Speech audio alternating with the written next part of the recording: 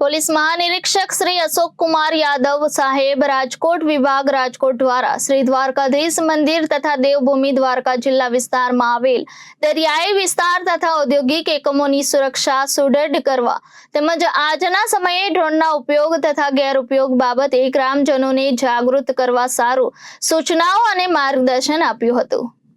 જિલ્લા પોલીસ અધિક્ષક શ્રી નિતેશ પાંડે સાહેબનાઓના અધ્યક્ષ સ્થાને અધિક શ્રી દ્વારકા ડિવિઝન સાગર રાઠોડ સાહેબ તથા દ્વારકા પોલીસ સ્ટેશનના police inspector Shri TC Patel સાહેબ, એસઓજી શાખાના પોલીસ ઇન્સ્પેક્ટર શ્રી પીસી સિંઘ ખરખિયા સાહેબનાઓ દ્વારા દ્વારકા ખાતે હોટેલ વ્યવસાય, ટ્રાવેલ વ્યવસાય તેમજ મંદિર સાથે જોડાયેલ ગ્રામજનોને ડ્રોન બાબતે જાગૃત કરવા ડ્રોન અવેરનેસ કાર્યક્રમ યોજવામાં આવેલ હતો। આ કાર્યક્રમમાં ડ્રોન તેમજ ડ્રોનના રિમોટ કેવી રીતે ઓળખી શકાય તેમજ ડ્રોન ઉડાડવા માટે પ્રતિબંધિત જાહેર કરેલ વિસ્તાર અંગેની માહિતી આપવામાં આવી હતી।